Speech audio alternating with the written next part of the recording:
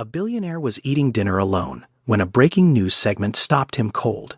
On the screen, a single mother stood on a frozen sidewalk in Philadelphia, her two children clinging to her coat, surrounded by everything they owned. She had just been evicted. It wasn't the woman's tears that froze him. It wasn't her children shivering in the February wind. It wasn't the neighbors watching in silence. It was the address on the screen. Because that building belonged to him. And what he was about to uncover inside his own empire would shatter everything he believed about the man he'd become. 42-year-old Wesley Foster, CEO of Foster Meridian Properties, a real estate empire spanning over 14,000 units worth $2.6 billion, had just watched his own system destroy a family in real time. Wesley Foster's penthouse occupied the top 3 floors of a glass tower on Lakeshore Drive. Floor-to-ceiling windows wrapped every room, offering a panoramic view of Lake Michigan that stretched so far it looked like the edge of the world. The kitchen had Italian marble countertops that had never seen a home-cooked meal. The wine cellar held 230 bottles, each one selected by a sommelier Wesley had met exactly once. The dining table seated 14. In 4 years of living there, not once had every chair been filled. Most nights, only one was. He was 42 years old, CEO of Foster Meridian Properties, a real estate empire spanning 6 major cities, 14,000 rental units, and a portfolio valued at $2.6 billion. His name appeared on Forbes lists. His face appeared at investor conferences. His signature appeared on contracts that determined where thousands of families would live, how much they would pay, and under what conditions they could be removed. But Wesley Foster had never walked the hallway of a building he owned, never stood inside a unit, never met a single tenant, not one. In 20 years of real estate, he had never once looked a renter in the eye and asked if the heat worked, if the locks were safe, if the roof leaked. He didn't need to. That's what systems were for. Every property in the Foster Meridian portfolio was managed by third-party firms. Professional, efficient, distant.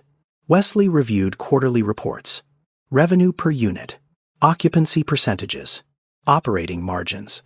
Tenants were not names in his world. They were numbers on a spreadsheet, line items that either performed or didn't. If they can't pay, they made bad choices. That's not my problem to solve. He said this often.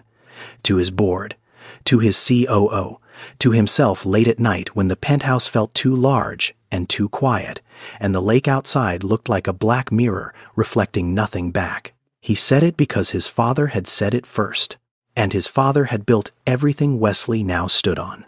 Aldridge Foster. The name still carried weight in Chicago real estate circles 7 years after his death.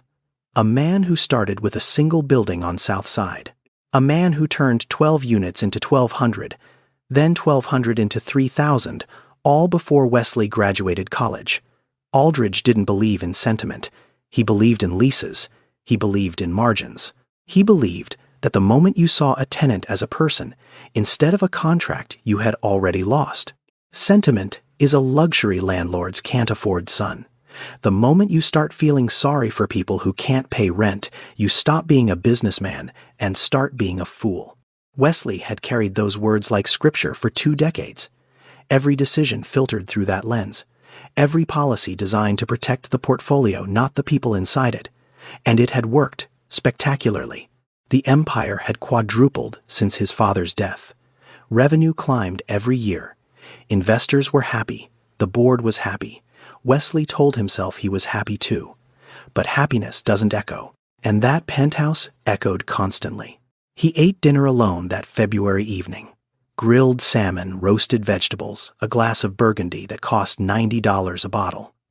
The television was on across the room. Channel 7 News. Wesley wasn't watching. He never really watched. The TV existed the same way the dining table existed to fill space that would otherwise remind him how empty the room actually was. His phone buzzed with emails. Board meeting prep for tomorrow. A zoning dispute in Atlanta. Quarterly numbers from the Dallas properties.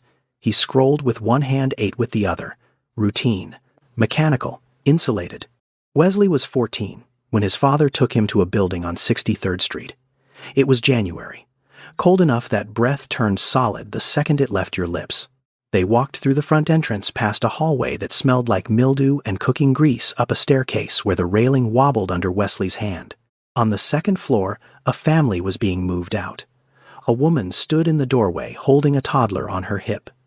Behind her, 2 older children sat on garbage bags stuffed with clothes. The woman was crying, quietly, the kind of crying that happens when you've already screamed and nobody came. Wesley stopped. He looked at his father. "Can't we help them?" he asked. His voice was small. He was 14 and still believed the world worked the way teachers said it did. Aldridge didn't slow down. He put his hand on Wesley's shoulder and kept walking.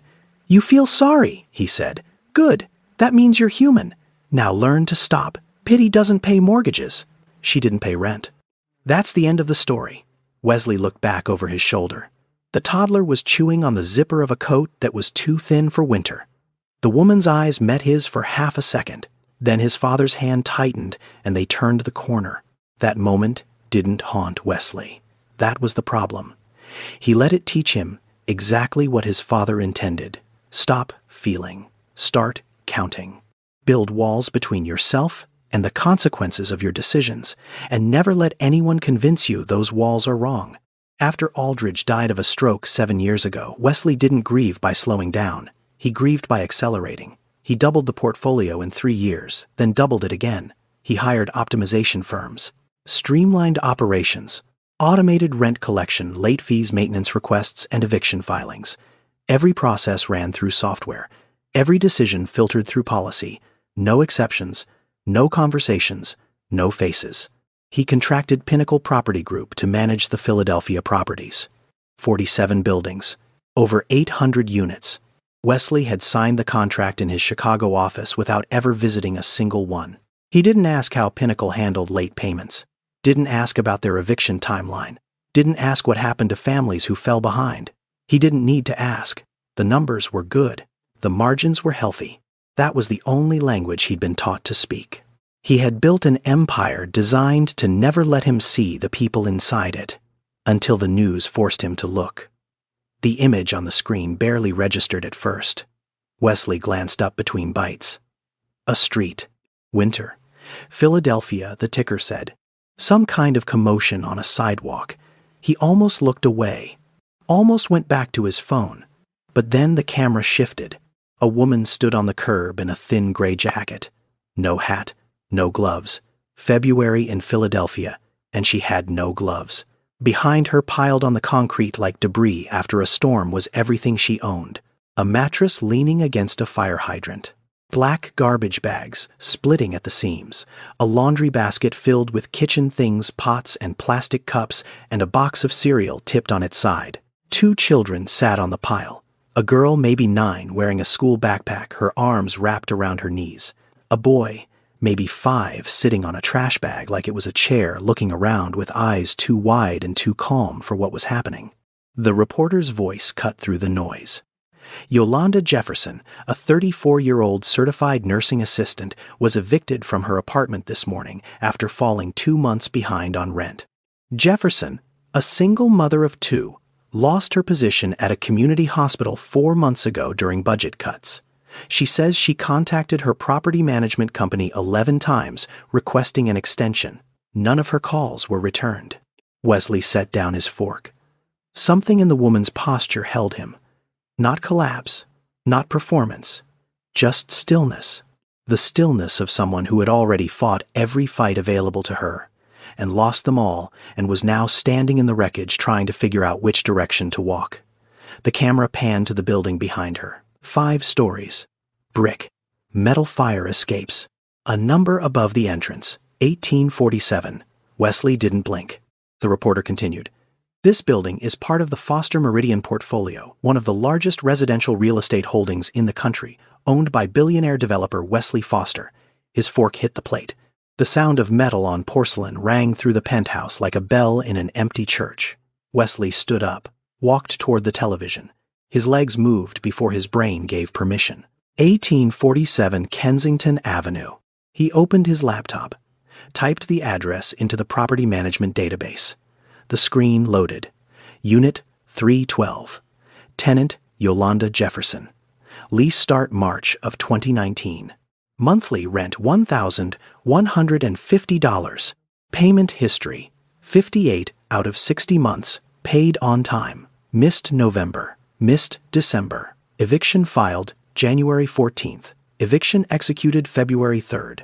From missed payment to homeless. 6 weeks. That's all it took. 6 weeks to erase nearly 5 years of perfect tenancy. 6 weeks to put a mother and 2 children on a frozen sidewalk surrounded by garbage bags.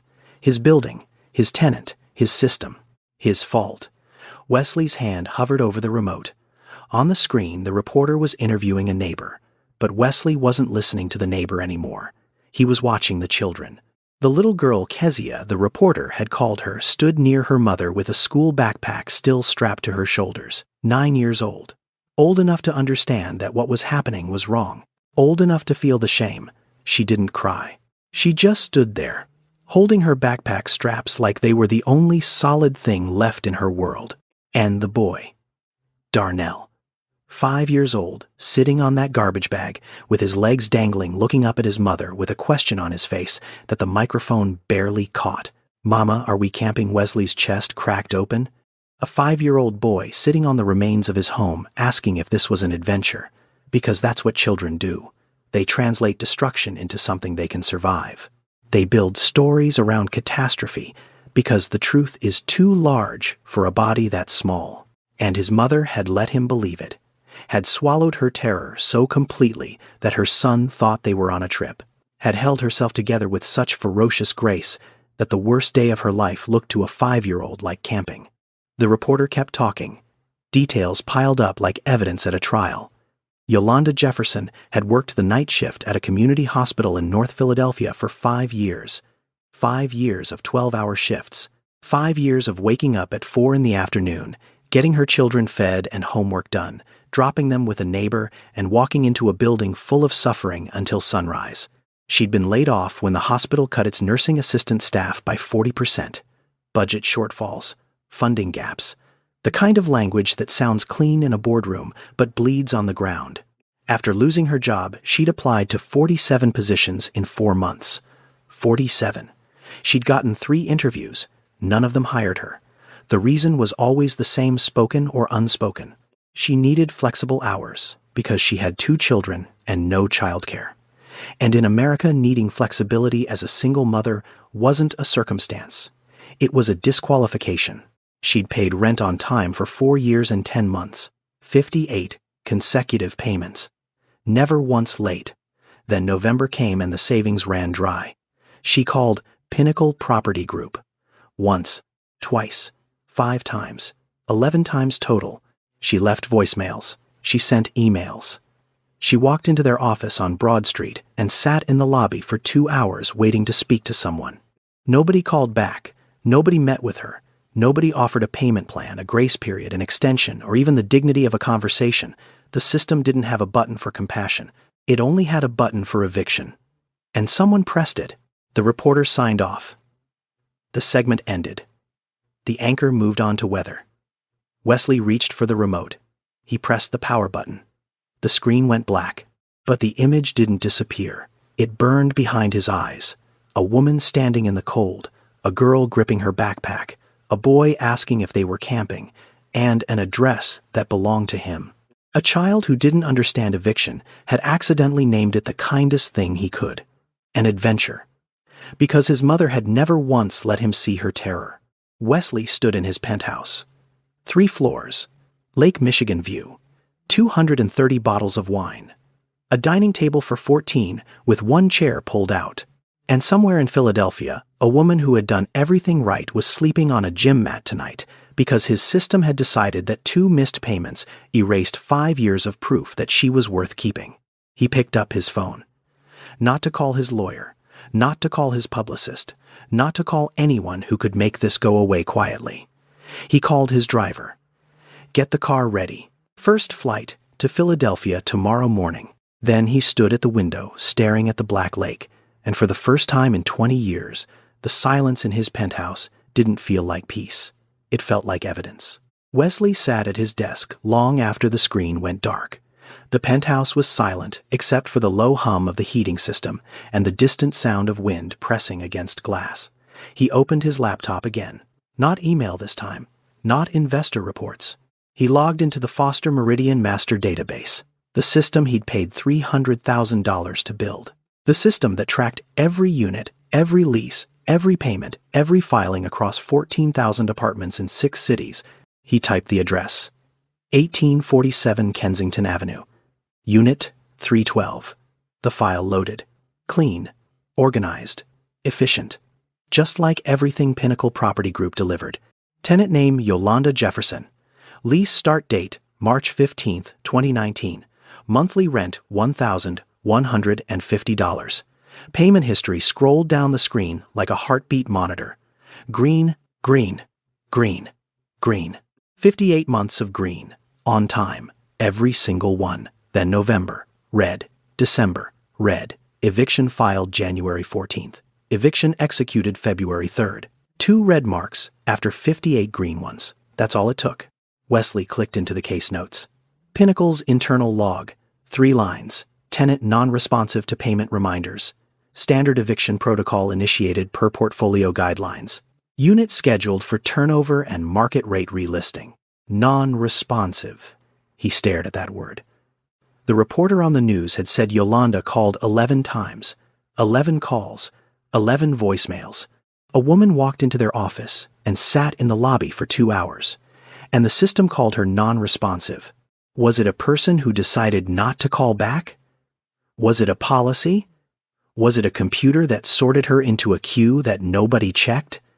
Wesley didn't know. And that was the ugliest part. He didn't know because he had designed his empire so that he would never have to. His father's voice surfaced like it always did, quiet, certain, unmovable. She didn't pay. The system worked. Sentiment is a luxury, son. Wesley heard it. For the first time in 20 years, he didn't nod along. The system had worked. That was the problem. It had worked exactly the way he built it to work. Fast, clean, no exceptions, no conversations, no second chances. A machine that turned human beings into line items and erased them when the numbers stopped performing. The system wasn't broken. The system was functioning perfectly. And it had just put a mother and 2 children on a frozen sidewalk. Wesley closed the laptop. He walked to the window. Lake Michigan stretched out below, black and endless under a winter sky. Somewhere out there, 14,000 doors had his name on the deed. Behind those doors, people were sleeping, cooking, arguing, holding children, worrying about rent, and he had never once considered any of them real. He picked up his phone and called his driver. I need a flight to Philadelphia. First thing tomorrow morning, 6 a.m. If you can find one. Should I notify your office, sir? No.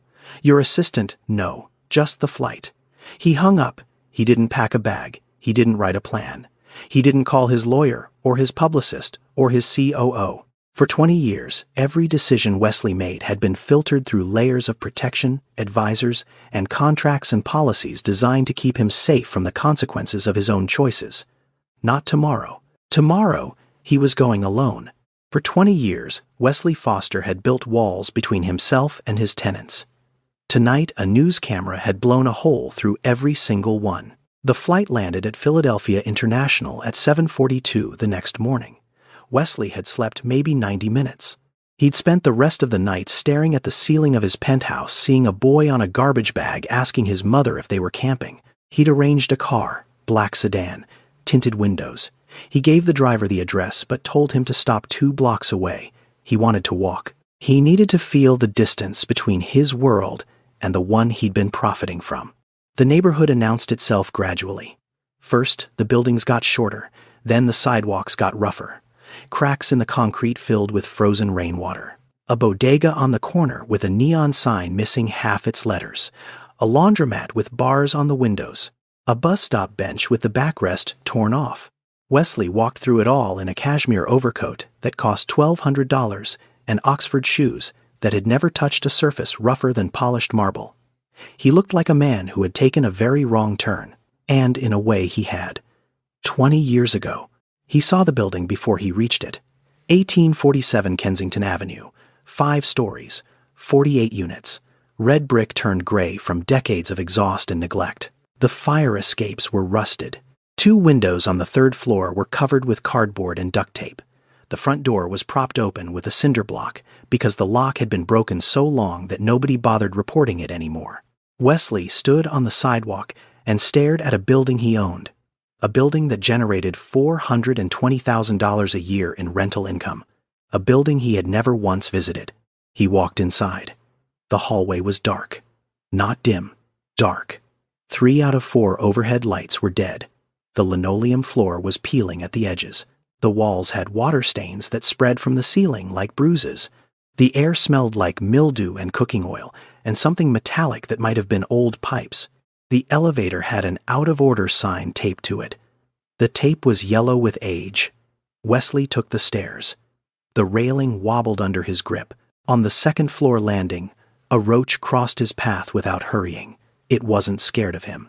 Nothing in this building was scared of its owner. Nobody here even knew who he was. He knocked on the first door he came to. No answer. He knocked on the second. A chain rattled. The door opened 3 inches. An elderly woman peered through the gap. Dark skin. Silver hair pulled back tight. Eyes sharp enough to cut glass. "Can I help you?" she asked. Not friendly, not hostile, just careful. The careful of someone who had learned that strangers in nice coats usually meant trouble. "My name is Wesley," he said. He left off the last name. "I'm looking into conditions in this building. I work with the ownership group." The woman studied him for a long moment. Then she opened the door wider. "Come in then. I got plenty to show you." Her name was Odessa Harmon, 71 years old. She had lived in Unit 204 for 12 years and 3 months. She knew because she counted. She counted everything. Days without heat, weeks without maintenance, months since anyone from management had returned a call. "The heat's been broken 3 weeks, she said, leading him into a living room where a space heater hummed in the corner. 3 weeks in February. I called Pinnacle 6 times. You know what they told me. They said they'd send someone. Nobody came. They just send letters about rent." Wesley looked around the apartment. The ceiling above the kitchen had a brown stain spreading outward like a slow explosion. The faucet dripped into a pot placed beneath it. The window frame had a gap where cold air whistled through, stuffed with a rolled-up towel. This was a unit generating $1,150 a month. This was what that money was buying. Not maintenance, not safety, not dignity, just extraction. "Did you know Yolanda Jefferson?" Wesley asked. Unit 312. Odessa's expression changed, softened and hardened at the same time. That girl worked harder than anyone in this building. Night shifts, double shifts. Her babies were always clean, always polite, always had their homework done. She used to check on me when she got home in the morning, 6 a.m., and she'd knock on my door just to make sure I was okay. Odessa paused. Her jaw tightened. She didn't deserve what they did to her. None of us do. We pay our rent, we keep our heads down, and they treat us like we're disposable. Like the building matters, but the people inside it don't. Wesley didn't respond. He stood in that dark hallway after leaving Odessa's apartment and pressed his back against the wall. The plaster was cold through his coat. Somewhere above him, a pipe clanked. Somewhere below, a child laughed. 14,000 units. 6 cities. $2.6 billion. And this is what it looked like from the inside. Not a portfolio, not a spreadsheet, not a quarterly report. A building where an old woman stuffed towels into window frames to survive the winter, where a mother who never missed a rent payment got thrown into the cold because a management company decided she wasn't worth a phone call. Wesley Foster had built his empire from the top down. He had never once looked at it from the bottom up, until now. He left the building and drove straight to Pinnacle Property Group's regional office on Market Street. No appointment, no warning. He walked through the front door in his $1,200 coat and asked the receptionist for the regional manager. Gary Whitmore came out 7 minutes later. Mid-50s, thinning hair, a smile that had been trained in customer service seminars. He didn't know why Wesley Foster was standing in his lobby. He didn't know about the newscast. He didn't know about Odessa. He just saw a billionaire client and started sweating. "Mr. Foster, What an unexpected pleasure. If I had known you were coming, I would have. Show me the eviction process for the Philadelphia properties, Wesley said. No greeting, no small talk, start to finish, every step. Gary blinked. Of course. Right this way. They sat in a conference room with fluorescent lights and a whiteboard covered in property codes. Gary pulled up the process on his laptop, walked through it like a sales pitch. Rent due on the 1st. Grace period through the 5th. Late fee applied on day 6. $75 per day. Wesley stopped him. $75 a day, industry standard for the region, Mr. Foster. It's within legal limits. Wesley did the math in his head. A tenant who missed 1 month's rent of $1,150 would accumulate $2,250 in late fees within 30 days. That meant, by the time the eviction was filed, the tenant didn't owe 1 month's rent. They owed more than 3 months equivalent. A hole almost impossible to climb out of. What happens after 30 days of non-payment? Wesley asked. We file for eviction. Standard protocol. Is there any step between the late fee and the filing?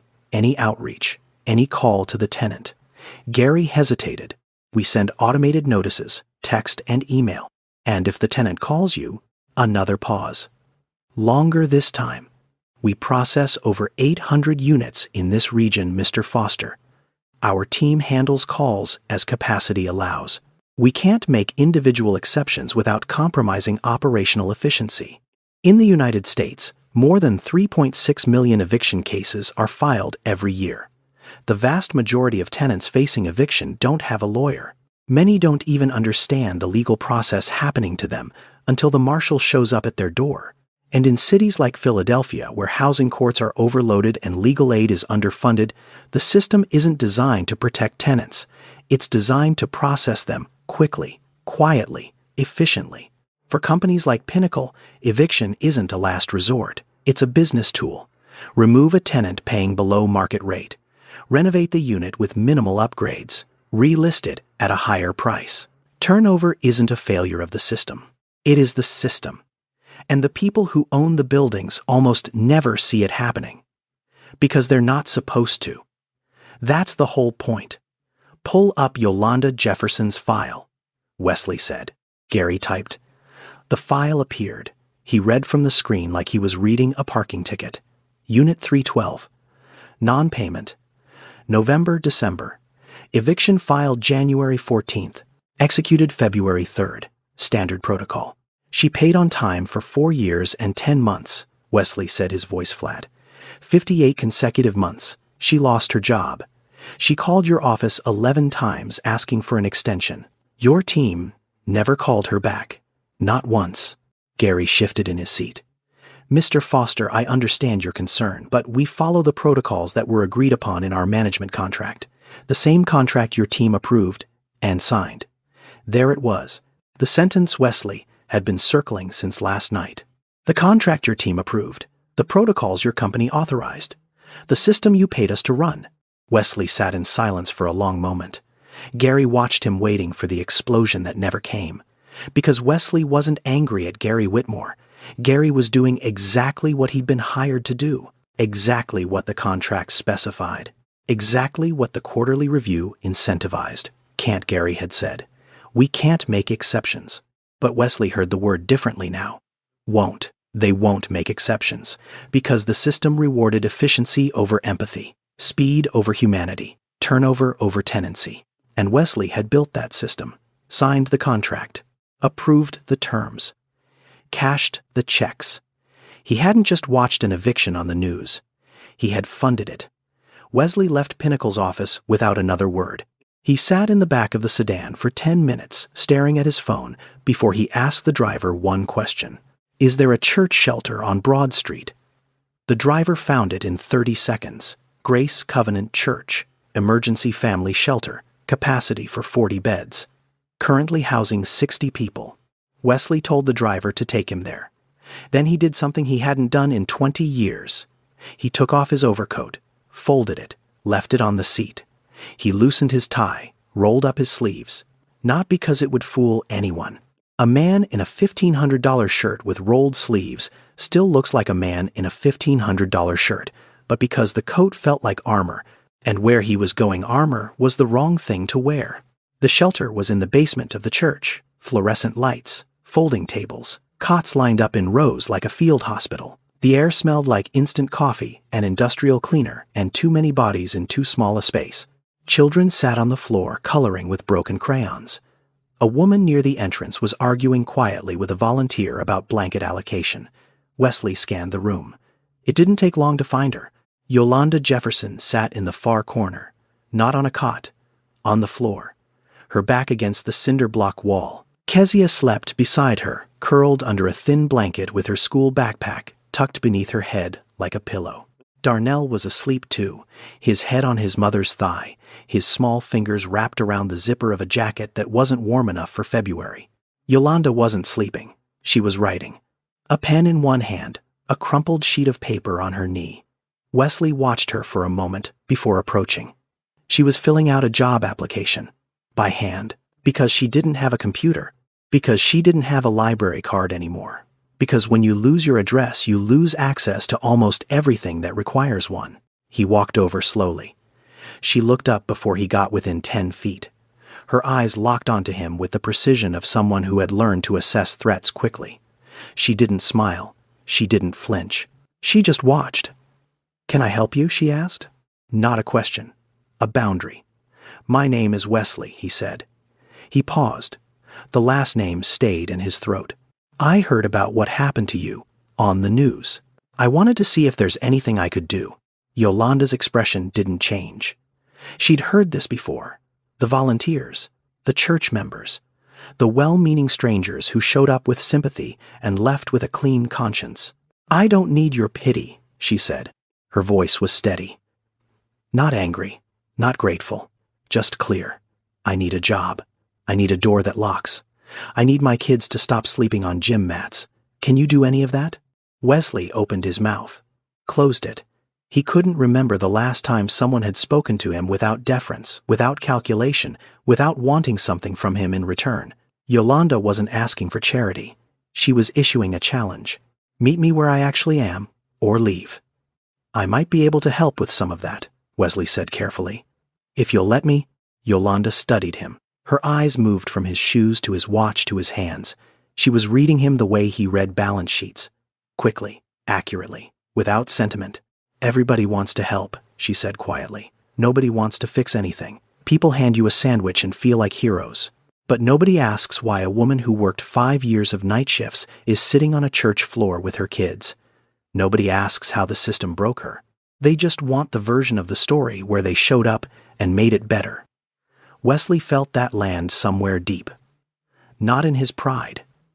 In his guilt. Because she had just described exactly what he'd walked in planning to do. "You're right," he said. "I'm not here to hand you a sandwich." "Then what are you here for?" He didn't have a clean answer. Not yet. So he told the only truth available. "I'm here because I saw your son ask if you were camping, and I haven't been able to close my eyes since." Something shifted in Yolanda's face. Not trust, not softness, but the faintest crack in the wall she'd built around herself. The acknowledgement that this stranger had seen the one moment she had tried hardest to hide. She didn't invite him to sit. She didn't thank him. She just looked at him for a long time, then went back to writing her application. Wesley stood there, awkward, useless. A billionaire in a church basement who had no idea what to do with his hands.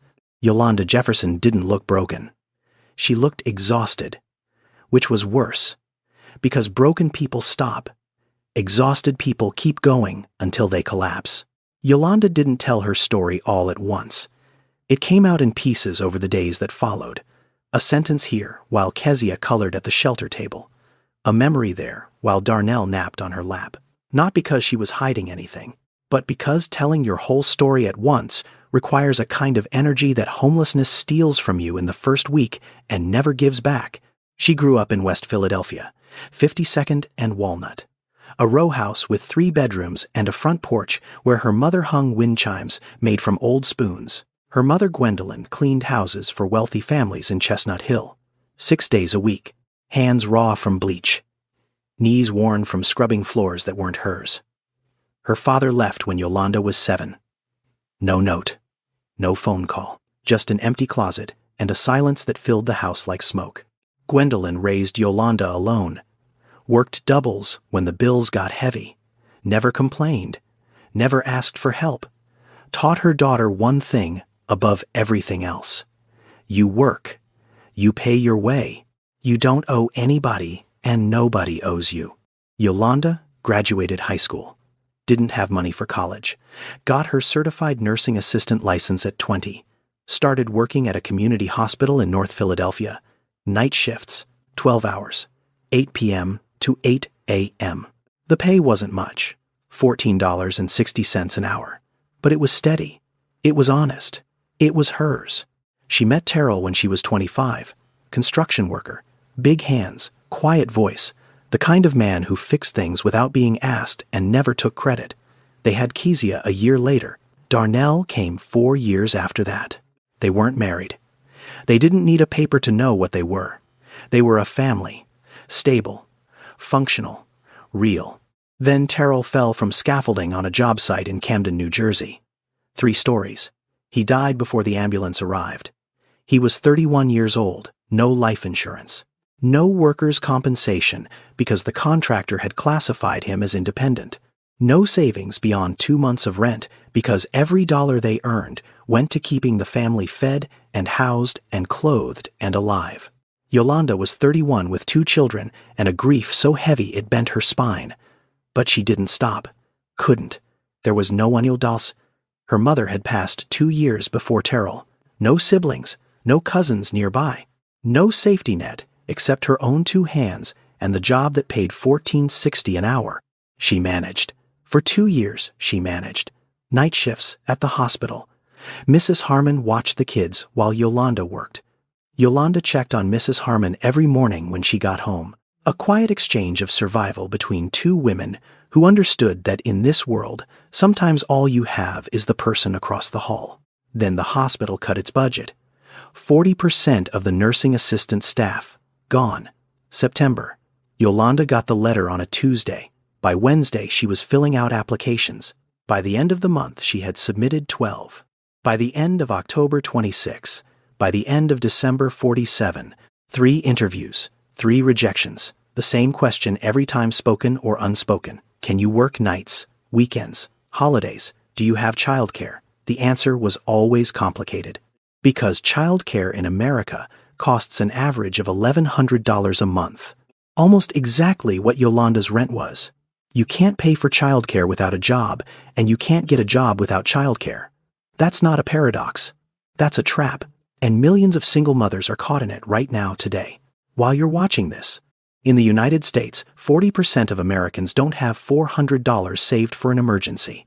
40%. That means for nearly half the country, 1 job loss, 1 medical bill, 1 car repair is the difference between stability and freefall. Yolanda had exactly 2 months of savings when she lost her job. 60 days of breathing room.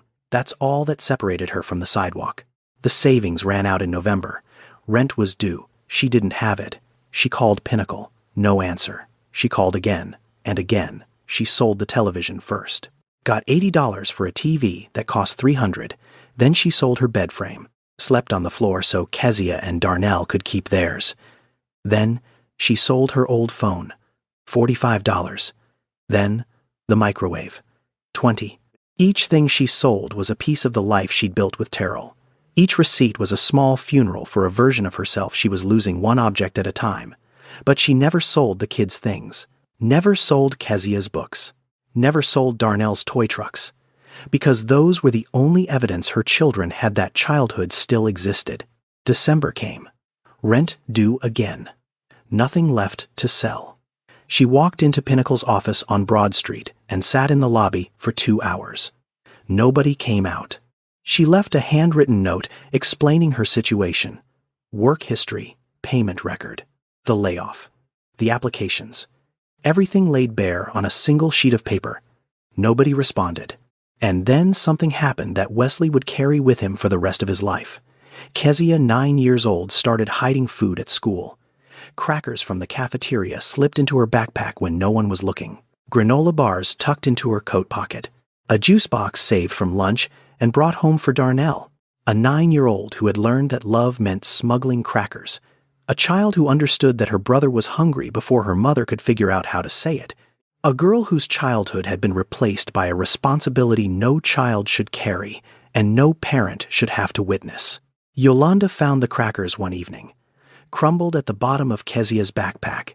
She sat on the kitchen floor of the apartment she was about to lose and pressed her hands over her mouth so her children wouldn't hear her cry. Wesley visited the shelter 3 more times that week. He brought groceries, a warm coat for Darnell, new shoes for Kezia because her old ones had a hole in the left sole that she'd been stuffing with napkins. He didn't announce himself, didn't make speeches, just showed up, left things, sat with the children while Yolanda filled out applications. Kezia warmed up to him first. She showed him her drawings. Butterflies mostly, butterflies and houses. Always houses. Every picture had a house in it somewhere, a square with a triangle on top and a door with a handle. The most basic architecture of safety, drawn over and over by a child who no longer had one. Darnell was shyer. But on the 3rd visit, he climbed onto the bench next to Wesley and handed him a broken crayon. "You can have the blue one," he said. "Blue is for the sky." Wesley took the crayon. His hand was shaking. He didn't know why a 5-year-old, handing him a broken crayon, felt heavier than signing a $200 million acquisition. But it did. Yolanda watched all of this with careful eyes. She was beginning to trust him. Not fully, not freely, but the way you trust a bridge that looks sturdy enough to hold you for one more crossing. She let him sit, let him help, let him exist in the margins of her crisis, without demanding he explain himself further. Then one afternoon, the television in the shelter's common area was tuned to a business news channel, a segment about commercial real estate, a name on the screen, Foster Meridian Properties, and a face she recognized. Wesley Foster, CEO, Billionaire, owner of 14,000 residential units across 6 cities. Yolanda stared at the screen. The camera showed a building, then another, then a graphic listing the company's portfolio, Philadelphia Properties, Kensington Avenue. She felt her blood go cold. Not cold like winter, cold like betrayal. The kind of cold that starts in your stomach and spreads outward until your fingers go numb and your jaw locks, and every word you've ever said to the person standing in front of you replays with a new sickening meaning. Wesley arrived at the shelter that evening carrying a bag of groceries and a children's book he'd bought for Darnell. He walked through the door the way he'd been walking through it all week. Carefully, quietly, like a man trying to earn a space he hadn't yet been given. Yolanda was standing near the entrance, arms crossed, face still. The kind of stillness that doesn't mean calm. It means a storm has already formed and is choosing the exact moment to land. "You're him," she said. Wesley stopped. "You own that building. 1847 Kensington. You own it." He set the bag down slowly. "Yes, you're the reason my kids are sleeping on gym mats. You. Not some faceless company. Not some system. You." Wesley didn't step back, didn't look away, didn't reach for an excuse or a justification or any of the 1,000 deflections his lawyers had trained him to deploy. "Yes, I own the building. I didn't know what was happening inside it." He paused. "But that's not an excuse. That's the problem." Yolanda's voice dropped. Quiet now, and the quiet was worse than shouting. "You came here to feel better about yourself. You wanted to play hero so you could sleep at night. Bring groceries. Buy shoes. Go home and tell yourself you're one of the good ones." Each word hit like a stone dropped from a height. Precise, heavy, deserved. "You wanted to be the savior of your own guilt," she said. "I've seen men like you my whole life. You break something, and then you show up with flowers." Wesley stood in the middle of that shelter, surrounded by cots and broken crayons, and the smell of industrial soap, and he absorbed every word she threw at him. Not because he was strong, because she was right. "Maybe," he said. "Maybe that's exactly what I did. Maybe I came here because watching that news report made me feel something I haven't felt in 20 years, and I didn't know what to do with it except show up. He took a breath. But I'm here now, and I'm not leaving until I fix what I broke. Not because it makes me good, because it makes me responsible. Yolanda stared at him, her jaw tight, her eyes dry. She had cried enough in the last 3 months to last a lifetime. She wasn't going to waste another tear on a billionaire's guilt. She turned and walked away. Didn't say another word. Just walked back to her corner, where Kezia and Darnell were sitting on a cot. But Kezia had been watching. Those 9-year-old eyes that had seen too much. She looked at Wesley from across the room, and the question she asked traveled 15 feet through the shelter air and landed on his chest like a fist. Are you the man who took our home? Wesley couldn't answer. His throat closed, his eyes burned. He stood there in a church basement holding a children's book and a bag of groceries and realized that a 9-year-old had just asked him the only question that mattered. If this story is making you feel something, take a second to subscribe, because what happens next changes everything. Let's continue. Wesley left the shelter that night and drove to his hotel in Center City. A suite on the 14th floor. King bed, marble bathroom, room service menu on the nightstand. He sat on the edge of the bed and didn't move for a long time. Then he opened his laptop, not to check email, not to review reports. He logged into the Foster Meridian Master System and began pulling data he had never once looked at in 20 years of ownership. Eviction filings. All properties. All cities. Last 12 months. The number loaded on the screen. 847. 847 families evicted from Foster Meridian properties in a single year. He clicked deeper. Household composition of evicted tenants. 63% were single-parent households, more than 6 out of 10. Mothers and fathers trying to raise children alone, and his system had put them on the street. He kept clicking. Time from first missed payment to eviction execution. 41% were evicted within 60 days of their first late payment. 2 months. The same timeline as Yolanda. Average tenancy of evicted renters before the missed payment. 3.2 years. These weren't people who moved in and stopped paying. These were people who had lived in his buildings for years, paid faithfully, and then hit one bad stretch that the system refused to forgive. His father's voice rose from the place it always lived. That quiet shelf in the back of his skull where Aldridge Foster's lessons sat like commandments carved in stone. The numbers work, son. That's all that matters. You can't run a business on feelings. Wesley stared at the screen. 847. He said the number out loud in the empty hotel room, and the sound of it echoed off walls that cost $400 a night to sleep between. No, he said, and his voice sounded different. Harder, clearer, like a man pulling a knife out of his own chest. The numbers worked for me. They destroyed everyone else. Wesley Foster had spent 20 years believing he was building wealth. He was building wreckage. The only difference between him and a storm was that he sent invoices. He picked up his phone, 217A. He called his COO, Derek Langston, in Chicago. Derek answered on the 4th ring. Groggy, confused. Wesley, it's 2 a.m. What's freeze every eviction in the portfolio? Effective immediately. Silence on the line. Then Derek's voice suddenly wide awake. Wesley, that's 14,000 units, across 6 cities. Do you have any idea what the legal liability? I said, freeze them, every single one. No new filings, no pending executions. Nothing moves until I say so. The board is going to... The board answers to me. And right now I'm telling you that not one more family gets put on the street by our company until I have personally reviewed how we got here. Is that clear? Derek paused. Crystal. Wesley hung up. He closed the laptop. He sat in the dark for a long time. Somewhere in this city, Yolanda Jefferson was lying on a gym mat. Her children pressed against her sides, wondering whether the man who had taken her home was also the man trying to give it back. And somewhere in his chest, in the place where his father's voice used to live, there was silence. Not peace, not yet, but silence. And silence after 20 years of the wrong voice telling you the wrong things was the first step toward hearing something true. 3 days passed before Yolanda called. Wesley had gone back to the shelter twice. Both times Yolanda refused to see him. He didn't push.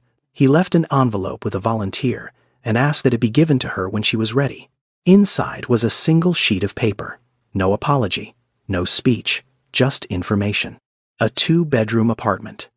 Unit 409. Same building. 1847 Kensington Avenue. Fully renovated. New heating system. New locks, new paint. Furnished with basic essentials. Rent-free for 6 months. After that, a graduated payment plan based on income, never more than 30% of whatever she earned. No late fees, no penalties, no pinnacle. Below the apartment details was a second section, a job placement program at Temple University Hospital, CNA positions available, flexible scheduling for parents, on-site childcare subsidy, an interview already arranged if she wanted it. At the bottom of the page, one handwritten line, "This isn't charity. This is what was owed." Yolanda called on a Tuesday evening. Wesley answered before the first ring finished.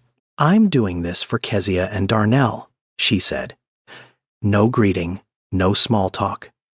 Her voice flat and deliberate. "Not for you. Not because I forgive you, not because I believe you. I'm doing this because my daughter is hiding crackers in her backpack and my son doesn't know what a bed feels like anymore. That's the only reason." "I know," Wesley said. "And I wouldn't trust you if you forgave me this easily." Silence on the line. A long one. Then Yolanda spoke again, quieter this time. "When can we see it?" "Tomorrow. Whenever you're ready." The renovation had taken 72 hours. Wesley had brought in a crew of 12. New drywall where the old plaster was crumbling. A heating unit that actually worked. Windows that sealed properly. A kitchen faucet that didn't drip. New locks on every door. Deadbolt and chain. Because when you've lost your home once, the first thing you need isn't furniture. It's the sound of a lock clicking shut behind you. The apartment was simple. Not luxury. Laminate countertops. Basic carpet. A couch from a warehouse store. A kitchen table with 4 chairs. But it was clean. It was warm. And it was safe. Kezia walked in first. She moved through the apartment, slowly touching everything. The walls, the light switches, the refrigerator door. She opened it and closed it 3 times. Then she walked into the smaller bedroom and stopped. A twin bed with a purple comforter. A small desk with a lamp. A bookshelf empty waiting to be filled. "Mama," she said, "is this my room?" "Yes, baby. Just mine. Just yours." Kezia sat on the bed, pressed her hand flat against the comforter. Then she lay back and stared at the ceiling like she was memorizing it, like she needed proof that it would still be there when she closed her eyes. Darnell ran in a minute later. He found the second bedroom, a small bed with a blue blanket, a plastic bin of building blocks in the corner. He climbed onto the mattress and bounced once, twice. Then he looked at Yolanda with those wide 5-year-old eyes. "Mama, is this our home for real? Or are we just visiting?" Wesley was standing in the hallway. He heard the question and had to turn away. A 5-year-old boy who had lost the concept of home so completely that he couldn't tell the difference between living somewhere and passing through. A child who had learned that everything could be taken at any moment, so he'd stopped believing anything could stay. Yolanda knelt down and held Darnell's face in both her hands. "This is our home, baby. For real. We're staying." Darnell looked at her, searched her face for the truth, the way children do, not with logic, but with instinct. Then he nodded, slowly, like he wanted to believe her, but wasn't quite ready to let go of the caution that had kept him safe. Yolanda stood up and walked to the living room window. She looked out at the small playground behind the building. Rusted swings, a basketball hoop with no net, nothing fancy, but outside, in the air, with sunlight. She didn't cry. She didn't speak. She just stood there and breathed.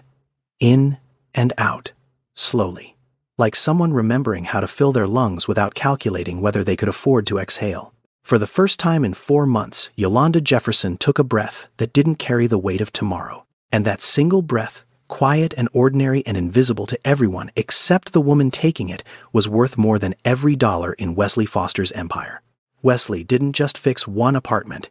He dismantled the machine. The first call he made when he got back to Chicago was to Pinnacle Property Group's corporate office. Not to negotiate. Not to renegotiate terms. To terminate. effective immediately. Every property, every city, every contract.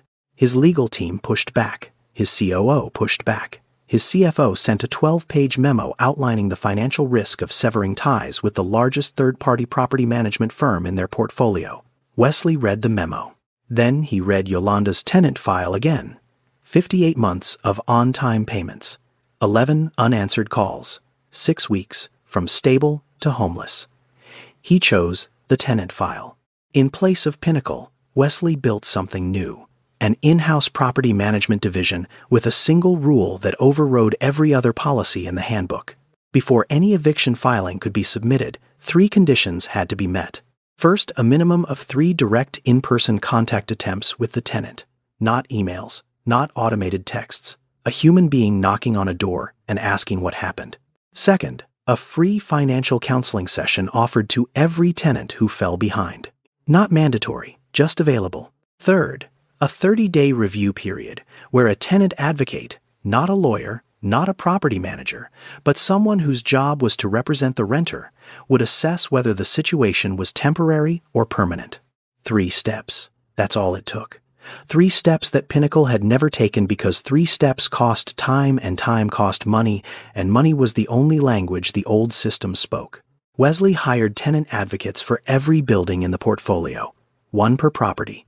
Their job was simple. Stand between management and the people living inside the walls. Listen, translate, protect. Not protect the asset, protect the human. He created an emergency hardship fund. Any tenant who could demonstrate sudden income loss, a layoff letter, a medical bill, a death in the family could apply for a 90-day grace period. No late fees, no penalties, no eviction proceedings, just time. Because what Wesley had learned from Yolanda, what her 11 unanswered phone calls had taught him, was that most people who fall behind on rent don't need charity. They need time. 60 days, 90 days. Enough room to find new footing before the ground disappears entirely. A handful of cities across America have already figured this out. In places like Kansas City, Philadelphia, and Cleveland, pilot programs now guarantee tenants the right to a free lawyer when facing eviction. It's called right to counsel. And the results aren't subtle. In cities where tenants have legal representation, eviction rates have dropped by as much as 70%. Not because the tenants suddenly had more money, but because when someone actually looks at the case, when someone asks questions and demands documentation and challenges the process, most evictions fall apart. They were never about justice. They were about speed. Wesley couldn't change national policy, but he could change 14,000 doors. 6 months after the overhaul, the numbers came in. Eviction filings across the entire Foster Meridian portfolio had dropped by 78%. Tenant retention had increased by 34%. Revenue dipped 3% in the short term. But the costs that nobody ever talked about, the costs of turnover, the renovation between tenants, the legal fees, the court filings, the lost rent during vacancy, the advertising for new renters, all of that dropped by 41%. The math was clear. Keeping people in their homes was cheaper than throwing them out. Wesley sat in his Chicago office, looking at the quarterly report, a spreadsheet, numbers, the same language he'd spoken his entire career. But for the first time, the numbers told a story he was proud of. Not just profit, but proof. Proof that decency and efficiency were not enemies. Proof that his father's philosophy, the one that said sentiment was a luxury, had been wrong not just morally, but mathematically. Compassion, it turned out, wasn't just moral, it was mathematical. His father had been wrong about that too.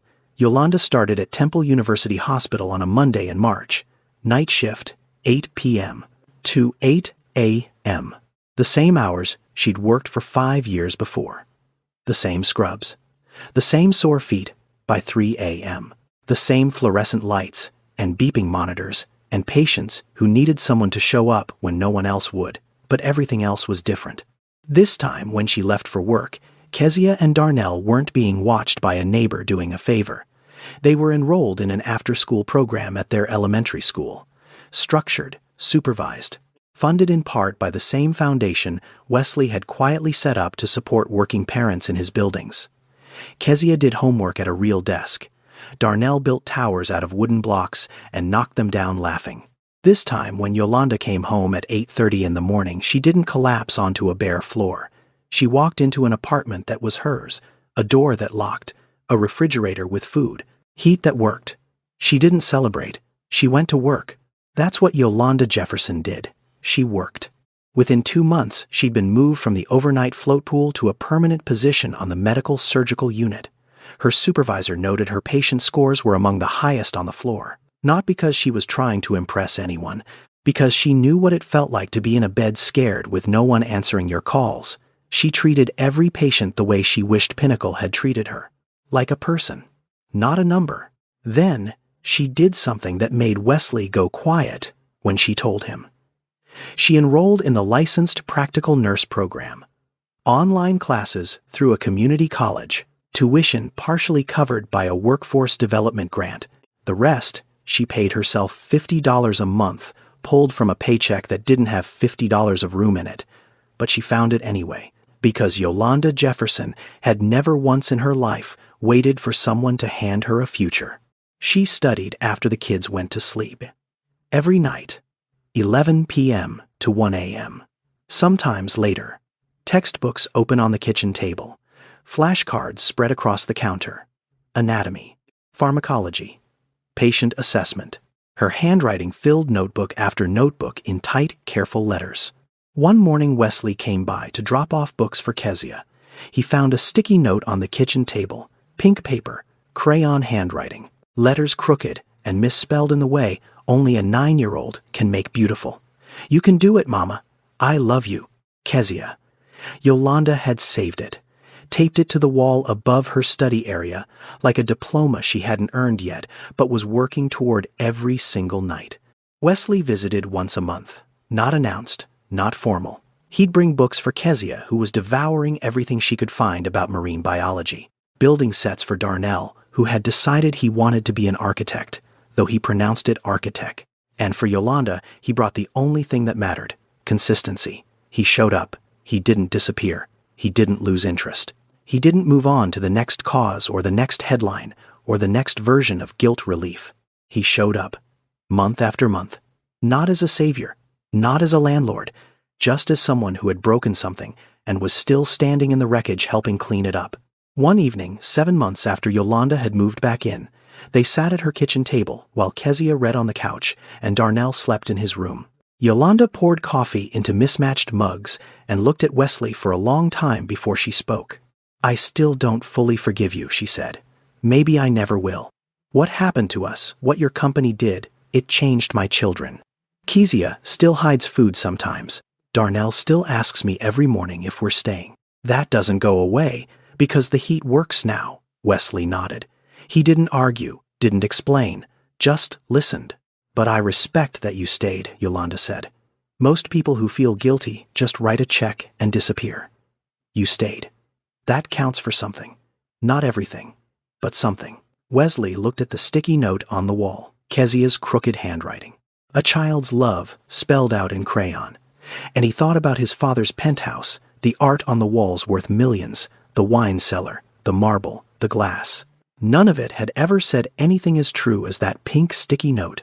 "Thank you," he said, and he meant it more than he'd ever meant those 2 words in his life. Not "thank you for forgiving me," because she hadn't. "Thank you for letting me stay." Yolanda's story isn't rare. That's the part that should keep you up at night. It's not an outlier. It's not an exception. It's America's most invisible crisis happening every single day in every single city, and most of us never see it because the people it happens to don't make the news. Every year, 3.6 million eviction cases are filed in the United States. 3.6 million. That's not a number. That's a population. That's more people than live in the entire city of Chicago. And behind every filing is a family. A mother packing garbage bags at 6 in the morning. A child asking if they're camping. A father choosing between rent and medication. Real people making impossible choices inside a system that offers no mercy and even less time. 1 in 4 American renters spends more than half their income on housing. Half. That means a single missed paycheck, a single medical emergency, a single car repair can push a family from stable to evicted in less than 60 days. And once the eviction is filed, the cascade begins. You lose your address. That means your children lose their school enrollment. You lose your school enrollment, and childcare falls apart. Childcare falls apart, and you can't work the hours your job requires. You lose your job, you lose your income. Your credit score drops because the eviction stays on your record for 7 years. And with a damaged credit score, no landlord will approve your next application, so you end up in a shelter, or a car, or on a sidewalk in February with everything you own in garbage bags. It's not a single failure, it's a chain reaction, and it starts with a door closing behind you. The impact falls heaviest on those who can least afford it. Black women are evicted at twice the rate of white women. Children who experience eviction are 4 times more likely to be hospitalized and twice as likely to drop out of school. The trauma doesn't end when the family finds a new place. It lives in the body, in the way a child flinches when someone knocks on the door, in the way a mother checks the mailbox with her heart in her throat every first of the month. But here's what the data also shows. Solutions exist. Emergency rental assistance programs, the kind that give families a few $100s to bridge a gap, prevent homelessness at a fraction of the cost of shelter beds, and emergency services. Right to counsel programs, where tenants get free legal representation, reduce successful evictions by up to 70%. Mediation programs, where landlords and tenants sit across a table and actually talk, resolve disputes before they ever reach a courtroom. None of these are radical ideas. None of them require reinventing the system. They just require someone deciding that the people inside the buildings matter as much as the buildings themselves. Wesley couldn't fix a national crisis. He knew that. One man with one portfolio couldn't undo decades of policy failure and structural inequality, and a housing market designed to extract maximum profit from people with minimum options. But he could fix his 14,000 doors. He could change the way his system treated the human beings who called his buildings home. And Yolanda Jefferson, a woman who had hidden crackers in her daughter's backpack and slept on a gym mat and called a management company 11 times without a single answer, had shown him exactly where to start. 18 months later, Wesley Foster stood at a podium inside a building he almost didn't recognize. 1847 Kensington Avenue. Same address, same brick, same 5 stories. But everything else had changed. The front door had a working lock. The hallway lights were on. The walls had been replastered and painted a warm gray that made the space feel like somewhere people lived, not somewhere people survived. The elevator worked. The fire escapes had been repaired. And on the ground floor, where a storage closet used to collect mildew and broken furniture, there was now a community room with folding chairs and a small stage and windows that let in actual daylight. The room was full. Tenants from the building, social workers from 3 organizations, legal aid attorneys, housing advocates, reporters from 2 Philadelphia stations and 1 national outlet, city council members who had suddenly become very interested in tenant protections now that a billionaire was funding them. Wesley had announced the launch of the Open Door Initiative, a foundation dedicated to 3 things: emergency housing assistance for families facing eviction, free legal representation for tenants in housing court, and a training program for tenant advocates, people whose entire job was to stand between property management and the human beings living behind the doors. Not charity. Infrastructure. Not a gift. A correction. Yolanda sat in the front row. She wore a simple navy blue dress she'd bought with her own paycheck from Temple University Hospital, where she now worked as a licensed practical nurse. Her LPN certificate was 3 weeks old. She'd passed on her first attempt. Kezia sat beside her, in a yellow dress with her hair braided, holding her mother's hand with the quiet confidence of a child who had finally stopped waiting for the floor to disappear. Darnell sat on the other side, holding a piece of paper. A drawing. Crayons on white printer paper. A building, 5 stories, square windows, a door with a handle, and above the building, a sun with rays that stretched to every corner of the page. Wesley looked out at the room and spoke without notes. I stood in this hallway a year and a half ago, he said, and I didn't recognize my own building. Not because it had changed, because I had never bothered to look. I owned this building for 7 years and never once walked through the front door. I never met a single tenant. I never asked if the heat worked. I never asked if anyone was safe. He paused. The room was silent. Yolanda Jefferson forced me to see what I had chosen to ignore. She didn't ask for my help. She didn't want my pity. She wanted a door that locked and a system that didn't throw her children onto a sidewalk because she missed 2 months of rent after 5 years of paying on time. That's not a lot to ask. And the fact that my company couldn't give her that is something I will carry for the rest of my life. He announced the advisory board. Community members, housing attorneys, social workers, and one tenant representative, Yolanda Jefferson. Yolanda walked to the podium. She didn't have a speech. She hadn't prepared remarks or rehearsed in a mirror. She just stood there for a moment, looking at the room full of people who were looking back at her and spoke. "I'm not here because I'm special," she said. Her voice was steady, clear. The voice of a woman who had slept on a gym mat and kept filling out job applications by hand. "I'm here because 3.6 million families go through what I went through every single year. I'm just the one who ended up on TV." She looked at Wesley, then at Kezia, then back at the room. Nobody should lose their home because they lost their job for 2 months. Nobody. And if this foundation means that even one mother doesn't have to explain to her 5-year-old son why they're sleeping in a church basement, then it's worth everything. She stepped down. No applause line. No dramatic exit. She just walked back to her seat and held her daughter's hand.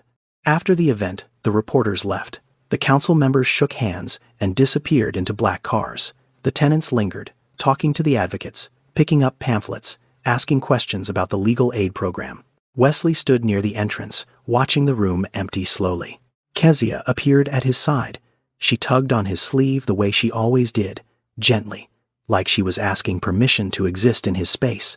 "Mr. Wesley." "Yeah, Kezia. My mom said you used to own the building that kicked us out." Wesley looked down at her. 11 years old now, taller, sharper, still carrying that backpack everywhere she went, still drawing houses in every notebook. "I did," he said. "But now you're fixing it. I'm trying." Kezia nodded, thought about it, then looked up at him with eyes that had seen too much and still chose to believe. "Good. Because there's a girl in my class who just lost her apartment too. Her name is Brianna. She's been staying with her grandma, but her grandma's apartment is really small. Can you help her?" Wesley's throat tightened. Because this was it. This was the whole point. Not the foundation, not the press conference, not the advisory board, or the policy changes, or the spreadsheets showing reduced eviction rates. A child standing in a hallway, asking a grown man to help her friend. The simplest, most human version of the question he should have been asking for 20 years. "Can you help? Tell me about Brianna," Wesley said, "and we'll figure it out." The crisis hadn't ended. It hadn't even slowed down. Somewhere in America right now, a family was being evicted. A mother was packing garbage bags. A child was asking questions that no child should have to ask. But one man had finally stopped looking away. And one mother had shown him that the people inside his buildings were never just leases. They were lives. Months later, Wesley sat in the same penthouse. Same table, same chair, same view of Lake Michigan stretching into darkness. The television was on, same channel, same news anchor. Even the same time of evening, that quiet hour when dinner is done and the world narrows down to whatever glows on the screen. But the story was different. A reporter stood outside a building in Philadelphia, 1847 Kensington Avenue. But the building behind her wasn't the one Wesley remembered from that February night. The brick had been cleaned. The windows were whole. The fire escapes had been painted. And behind the reporter on the small playground out back, children were playing.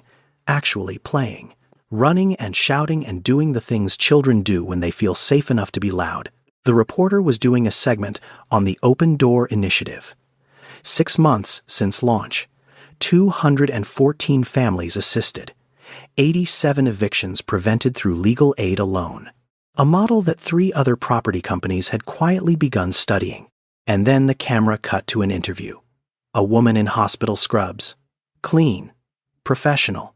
Standing in front of the building with her arms at her sides and her chin lifted, and the kind of calm in her eyes that only comes from having survived something that should have destroyed you and building something better on the other side. Of it. Yolanda Jefferson. Licensed practical nurse. Tenant advocate. Advisory board member. Mother of 2. Nobody should lose their home because they lost their job for 2 months, she said into the camera. Nobody. The system isn't broken. It's working exactly the way it was designed to work. We just need to redesign it. Wesley watched her speak. He watched the building behind her. He watched the children on the swings. And something shifted in his chest. Not a crack this time. Not a fracture. Something settling. Something finding its right place for the first time. He picked up the remote. Pressed the button. The screen went black. But this time, he didn't turn off the TV because the image was unbearable. He turned it off because he was smiling. Because for the first time in his life, what was on the news had something to do with him in a way that didn't require lawyers or spin or damage control. Just truth. Just change. Just proof that one decision made on one night in one penthouse could ripple outward until it reached a playground where children were safe enough to be loud. He sat in the silence. The penthouse was still large, still mostly empty. The dining table still seated 14. The wine cellar still held its bottles. The lake outside was still black and endless. But the silence felt different now. For 20 years his father's voice had filled these rooms. That low certain whisper that told him sentiment was weakness, tenants were numbers, and compassion was a luxury he couldn't afford. Tonight the voice was gone. Not forgotten. Wesley would never forget his father. But the recording had been overwritten. Replaced by other voices. Kezia asking, "But now you're fixing it." Yolanda saying, "I don't need your pity. I need a door that locks." Darnell asking Mama, "Is this our home for real?" Mrs. Harmon saying, "She didn't deserve what they did to her." None of us do. Those were the voices that lived in his walls now, and they were louder than anything Aldridge Foster had ever said. Wesley Foster had built an empire that made people invisible. It took one woman on a news screen to make him see. The eviction he'd watched on TV that February night wasn't just a story, it was a mirror. And for the first time in his life, he didn't look away. He thought he'd been watching someone else's crisis. He'd been watching his own failure. And the moment he recognized the address, it wasn't just his building, it was his responsibility. It had always been. The screen was dark. The penthouse was quiet. Somewhere in Philadelphia, Yolanda Jefferson was putting her children to bed in an apartment with a lock on the door, and heat that worked, and walls that didn't let the wind in. Somewhere in that same building, Mrs. Harmon was asleep in a unit with a fixed radiator and a ceiling that no longer leaked. And somewhere in a classroom, a girl named Kezia was drawing another house. Square walls, triangle roof, door with a handle, sun in the corner. Always a sun. Now, before you go, I want to be honest with you for a moment. This story is fictional. Wesley Foster and Yolanda Jefferson aren't real people. I made them up. The names, the buildings, the conversations, none of it happened exactly the way I told it. But the crisis is real. Every number I mentioned in this video is documented. The 3.6 million eviction filings per year come from Princeton University's Eviction Lab, one of the most comprehensive research projects on housing instability in America. The racial disparities, the impact on children, the 60-day spiral from stable to homeless, all of that is real. The National Low-Income Housing Coalition tracks it. The data is public. You can look it up tonight. I wrote this story because I believe the way we talk about poverty matters. We say, people lost their home like they misplaced it somewhere, like it slipped behind the couch. They didn't lose it. Systems failed them. Landlords looked away. Management companies pressed a button. And the rest of us changed the channel. If this story made you uncomfortable, good. Discomfort is where change begins. Not policy papers, not statistics, not speeches at conferences. Discomfort. The kind that sits in your chest after you hear a 5-year-old ask his mother if they're camping. The kind that makes you wonder how many Yolandas live in your city right now tonight, filling out job applications by hand on a shelter floor. If you or someone you know is facing eviction, call 211. It's a national hotline that connects you to local housing resources, emergency rental assistance, and legal aid. Most states have legal aid societies that offer free representation for tenants in housing court. You don't have to face it alone, and you don't have to figure it out without help. The system is hard, but there are people fighting to make it less hard, and knowing they exist is the first step. Thank you for staying until the end. If this story hit you, subscribe and share it with someone who needs to hear it. Not for the algorithm, for the conversation. Because the more we talk about this, the harder it becomes to look away. See you in the next one.